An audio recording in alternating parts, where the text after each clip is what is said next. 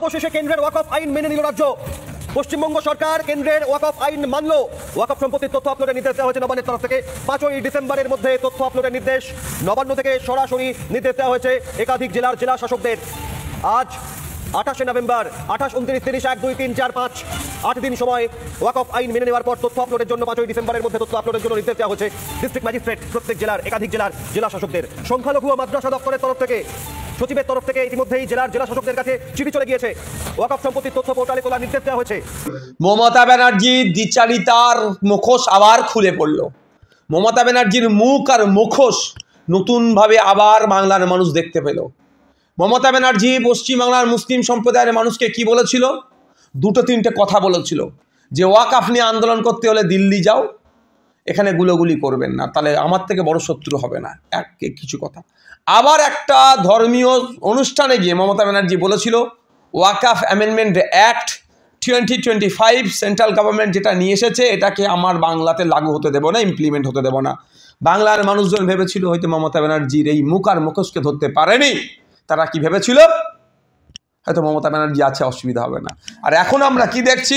সময় স্বল্প, এই সময় মমতা ব্যানার্জি তড়িঘড়ি করে, মানে সাপও মরল লাঠিও ভাঙলো না, তড়িঘড়ি করে আপলোডের নির্দেশ দিচ্ছে অমিত পোর্টালে। তো আমার প্রশ্ন এখানে যে আমরা যখন রাস্তায় নেমেছিলাম, বিজেপির বিরুদ্ধে আন্দোলন করছিলাম, বিজেপির নিয়ে আসা আইনের বিরুদ্ধে আন্দোলন করছিলাম, আমরা যখন বলছিলাম যে এই আইনকে প্রত্যাহার করতে হবে, তখন আমাদের ভাঙড়ে 3000 মানুষের নামে মিথ্যা মামলায় মমতা ব্যানার্জির পুলিশ দিয়েছিল মমতা ব্যানার্জির নির্দেশে।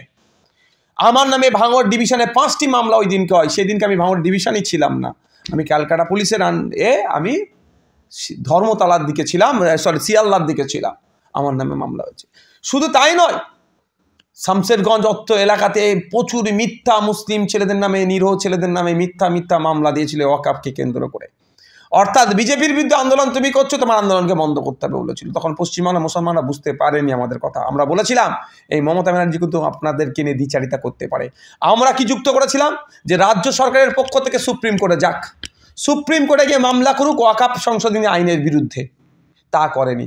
আমরা বলেছিলাম বিধানসভায় রেজুলেশন পাস করা হোক এই ওয়াকফ আইনের বিরুদ্ধে, সেটা করেনি। আজকে পশ্চিমবাংলার মুসলমানরা বুঝতে পারছে মমতা ব্যানার্জি তাদের সাথে কি ধরনের খেলা খেলছে। এখনো যদি না ঘুম ভাঙে পশ্চিমবাংলার মুসলমানদের, তাহলে আগামী দিন কিন্তু আরও দুরবস্থা হয়ে আসবে। সময় স্বল্প আর কখন হবে। তারপরেও আমি বলছি যে মমতা ব্যানার্জির মহাশয়কে আমার প্রশ্ন এটাই, তো আপনি বলেছিলেন যে পশ্চিমবাংলায় ওয়াকফ আইন লাগু হবে না, এখন তাহলে অমিত পোর্টালের আপলোড মানেই আপনি ওয়াকফ আইনকে মেনে নিলেন, স্বীকার করে নিলেন। এর জবাবটা আপনাকেই দিতে হবে। কেন আপনি মুসলমান সহজ সাদাসিধে মুসলমানকে সরলতাকে নিয়ে আপনি কাজে লাগাচ্ছেন? কেন আপনি ভুল বিভ্রান্তের মধ্যে মুসলমানদেরকে ফেলছেন? আমার মনে হয় হয়তো কোনো ডিল হয়ে গিয়েছে সেন্ট্রাল গভর্নমেন্টের সাথে, যে এই ধরনের চাকরি চোর, গরু চোর, কয়লা চোর, এখন তো মানুষের চোখও চুরি করে নিচ্ছে এরা। এই চোরাদের দুর্নীতি, নোংরামি সেন্ট্রাল গভর্নমেন্টের যে কেন্দ্রীয় এজেন্সি আছে তারা যাতে ধীরগতিতে করে, সেই জন্যই হয়তো যে আমি এটা ছেড়ে দিচ্ছি, তোমার ওয়াকফ অ্যামেন্ডমেন্ট অ্যাক্ট আমি মেনে নিচ্ছি, তুমি আমাকে করো। অর্থাৎ ভাই দলের লোকেরা যাতে ভালো থাকে তার জন্য মুসলমান সমাজকে এক প্রকার বলি দেওয়া হচ্ছে। তাই মুসলিম সম্প্রদায়ের মানুষকে বলবো, আপনারা দেখুন মমতা ব্যানার্জির কথায় ভরসা করে। আমি আবারও বলছি, বিগত দিনে বলেছি, যতটুকু মাদ্রাসা, মসজিদ, ঈদগাহ, কবরস্থান, গোরস্থান, খানকা, মাকবারা আছে, আমাদের মতো গুটি কয়েক মানুষের মামলা করাতে আছে। মমতা ব্যানার্জির মামলা করেনি, অভিষেক ব্যানার্জি মামলা করেনি, আমাদের মতো গুটি কয়েক মানুষ মামলা করেছিল বলে এই সম্পত্তিটা এখনো টিকে আছে। তাই অনুরোধ করছি, মমতা ব্যানার্জির কথাতে কেউ ভরসা করলে এই রকম বিপদে আপনার পাশে মমতা ব্যানার্জি দাঁড়াবে না। সময় স্বল্প। ঠিক যেমন SIR করতে দেবো না বলেছিল, আন্দোলন করলো কলকাতাতে, তারপরের দিন আবার হেল্প ডেস্ক লাগিয়ে দিল তৃণমূল কংগ্রেস। আবার 90,000 অফিসার দিচ্ছে SIR করার জন্য। আবার বলছে SIR এর 2 বছরের কাজ 2 মাসে করছে, প্রচুর চাপ হয়ে যাচ্ছে। আপনি না অফিসার দিলে তো হতোই না, আপনি অফিসার দিয়েছেন বলে তো এদের উপরে BLOদের উপরে তো চাপ পড়ছে আপনার কথাতেই। তো মমতা ব্যানার্জি দ্বিচারিতা যত দিন যাচ্ছে প্রকাশ পাচ্ছে। মুসলমান সমাজকে বলবো, ওয়াকফ সংশোধনী আইন নিয়ে যে দ্বিচারিতা আপনাদের সাথে করেছে, এটা আপনারা ভুলে গেলে হবে না। কেন করবে না মমতা ব্যানার্জি দল? মমতা ব্যানার্জির ক্যাবিনেটের মিনিস্টার আছে, সে ওয়াকফ সম্পত্তি দখল করে রেখেছে, এই অভিযোগ আছে। মমতা ব্যানার্জির দলের এমপি ওয়াকফ সম্পত্তি দখল করেছে। মমতা ব্যানার্জির দলের এমএলএ ওয়াকফ সম্পত্তি দখল করেছে, এই অভিযোগ আছে। মমতা ব্যানার্জির দলের কাউন্সিলর, পঞ্চায়েতের মেম্বার, নেতা কেতারা, মমতা ব্যানার্জির দলের তৃণমূল কংগ্রেসের নেতারা ওয়াকফ সম্পত্তি লুটে খাচ্ছে, এই প্রমাণ অনেক আছে। ওই জন্য সে কেন্দ্রের সাথে হাত মিলিয়ে বাকি যতটুকু আছে লুটার চেষ্টা করছে হয়তো। তাই আমাদেরকে আইনি লড়াই করতে হবে, মাঠে ময়দানে থাকতে হবে, ওয়াকফ সংশোধনী আইনের বিরুদ্ধে আমাদেরকে আন্দোলন চালিয়ে যেতে হবে গণতান্ত্রিক প্রক্রিয়াতে। তাহলে কি আমাদের এই স্বল্প সময়ে রেজিস্ট্রেশন না করলে কি এই সম্পত্তি আমাদের মুসলিম সমাজের হাত থেকে কি বিহার হতে যাচ্ছে? দেখুন, এই বিষয়টা এতদিন পর্যন্ত চর্চা হয়নি। আমরাও ভেবেছিলাম মানে আমাদের যে একটা বার্তা দেওয়া দরকার, আপনারা শুনবেন, আমরা কনস্টিটিউশন প্রোটেকশন ফোরামের পক্ষ থেকে আমরা এতে গিয়েছিলাম। আমরা একাধিকবার ডেট চেয়েছি আমাদের এই সিপিএফের মধ্যে যারা থাকে, যে ডেট দেওয়া হোক, ওখানে যিনি সিইও স্যার আছেন তার সাথে বসতে চাই, কিন্তু বারবার ঘুরিয়েছে। অবশেষে আমরা জোর ধরে কনস্টিটিউশন প্রোটেকশন ফোরামের পক্ষ থেকে কামরুজ্জামান ভাই সাহেব ছিলেন, সারওয়ার সাহেব ছিলেন, আরও অনেকে নেতৃত্ব দেওয়া গিয়ে আমাদের ওখানে সাবমিট করা হয়, ডেপুটেশন দেওয়া হয়। এই বিষয়টাই কথা বলা হয় যে আপনারা অবস্থান ক্লিয়ার করুন, কিভাবে অমিত পোর্টালে নাম আপলোড করতে হবে, কি করতে হবে। আপনারা সাধারণ মানুষ যারা মোতোয়াল্লি আছে, ওয়াকফ সম্পত্তি যারা মোতোয়াল্লি আছে তারা জানে না, তারা কি করবে। তখন সরকার একটু নড়ে বসেছে, এখন এ দেখছি। তবে আমি অনুরোধ করব, মামলা আমাদের চলছে সুপ্রিম কোর্টে, আমাদের গুটি কয়েক মানুষের মামলা করার জন্য এখন ওয়াকফ সম্পত্তিটা অধিকারটা বেঁচে আছে, নাহলে সেটাও ধ্বংস করে দিত। ইন্টেরিয়াম একটা অর্ডার আছে, আমি চাইব ফুল ফ্লেজের অর্ডারটা যখন আসবে ওয়াকফ সম্পত্তি রক্ষার অর্ডারই হবে, সংবিধানকে রক্ষার অর্ডারই হবে।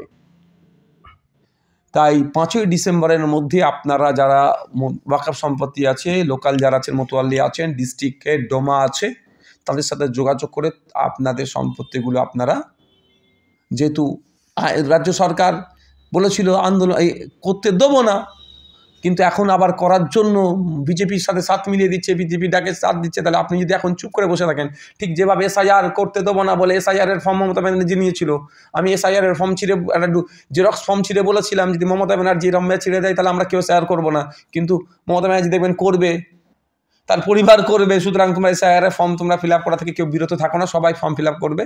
তো এখানেও বলবো যে 5ই ডিসেম্বরের মধ্যে লাস্ট তারিখ শেষ আছে। তবে আমি আশা করবো এই নিয়ে কেন্দ্রের মন্ত্রীর কাছে আমরাও চিঠি করছি, চলছে তার প্রসিডিওর। অনেকে নাকি ইতিমধ্যে পৌঁছে গিয়েছে যে এই ডেটটাকে এক্সটেন্ড করার ক্ষেত্রে, যেহেতু মমতা ব্যানার্জি হাত তুলে নিয়েছে, এখন মুসলমানরা মধ্যখানে দরিয়াতে ভাসছে, সাগরে ভাসছে, কোথায় যাবে, এইদিকে যাবে, ওদিকে আর কিচ্ছু নেই। যাতে এক্সটেন্ড করা যায়, ডেটটাকে বাড়ানো যায়, সেই নিয়ে হবে। তারপরেও বলবো ডেট বাড়বে কি বাড়বে না আমি বলতে পারছি না, কিন্তু আমি অনুরোধ করব যে মোতোয়াল্লিদের কাছে যে আপনারা ইমিডিয়েট এগুলোকে আপলোড করুন। অবশ্যই ভোট আসলেই এসআইআর, এনআরসি, সিএ, ভোট মিটে গেলে আবার নিঃশব্দ। ভোট ধরা কল তো এগুলো। 2021 সালে সিএ করে নাকি দেশ থেকে তাড়িয়ে দেবে। আচ্ছা, সিটিজেনশিপ অ্যামেন্ডমেন্ট অ্যাক্টে কোনো জায়গায় বলা আছে, আমাকে দেখাতে পারবে না কেউ, যে এই আইনেরটার মাধ্যমে, অ্যামেন্ডমেন্টের মাধ্যমে কাউকে দেশ থেকে তাড়িয়ে দিচ্ছে। হ্যাঁ, নাগরিকত্ব দেওয়ার আইন ছিল, ওটা নিয়ে আমরা চ্যালেঞ্জ করেছি। যেখানে সেকুলার কান্ট্রি এইসব নিয়ে অনেক প্রশ্ন ছিল, ওই জন্য আমরা চ্যালেঞ্জ করেছি। কিন্তু কি ভুল বোঝানো হয়েছিল যে দেশ থেকে তাড়িয়ে দেবে, ভয় দেখিয়ে হ্যান করে ত্যান করে ভোটটা লুট করা হয়েছে 2021-এ। 2026-এ দেখবেন ভোটের বৈতরণী পার করবে এসআইআরকে দিয়ে। তৃণমূল কংগ্রেস বলে আমাদেরকে ক্ষমতায় রাখো, আমরা তোমাদের ভোটাধিকার বাঁচিয়ে রাখবো। আর বিজেপি গল্প শোনাবে 1.5 কোটি রোহিঙ্গা আছে, বাদ দিয়ে দেবো, আমাদের ক্ষমতায় নিয়ে আসো। আরে শুভেন্দু অধিকারীদের বস ভারত সরকার সুপ্রিম কোর্টে তথ্য দিচ্ছে যে ভারতবর্ষে, সারা ভারতবর্ষে 40,000-এর একটু বেশি রোহিঙ্গা আছে। 1.5 কোটি রোহিঙ্গা পশ্চিমবাংলা তাহলে কী করে থাকবে? এই ধরনের মিথ্যাচার করছে, মানুষকে বোকা বানাচ্ছে। এখন রুজিরুটির প্রশ্ন হওয়া দরকার ছিল। আজকে প্রায় 90 টাকা একটা ডলারের দাম হয়ে গিয়েছে। যখন 2014 সালের একটা ডলারের দাম 61 টাকা মতো ছিল, আজকে 90 টাকা। টাকার মান কমছে।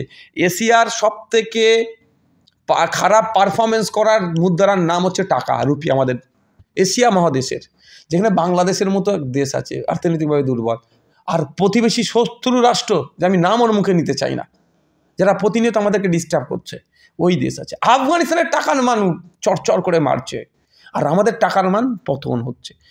এই সবগুলো নিয়ে প্রশ্ন করা দরকার ছিল।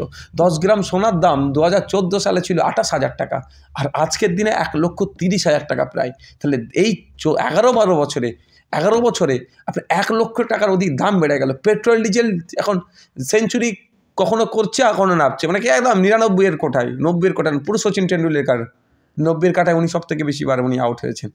তা সচিন মানে পাজি এবারে সেঞ্চুরি করবে না আউট হবে, এরকম একটা ভাব চলছে।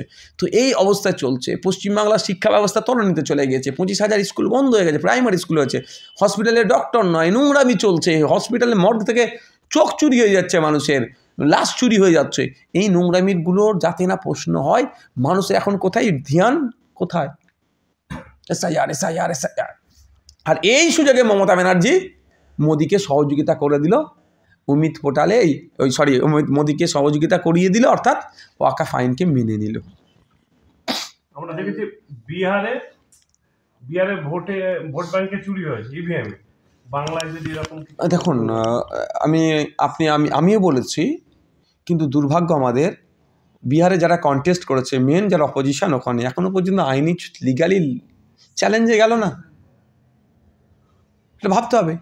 আমি আশা করব পশ্চিমবাংলার ক্ষেত্রে যারা আমরা আছি প্রত্যেকেই সজাগ থাকবো। আমরা আমাদের কথা বলছি, আমরা আমাদেরটা বুঝে নেবো গণতান্ত্রিক প্রক্রিয়া। যদি মনে হয় আমাদের এই ধরনের হয়েছে, আইনি লড়াই যাবো, কোনো ছেড়ে কথা বলবো না।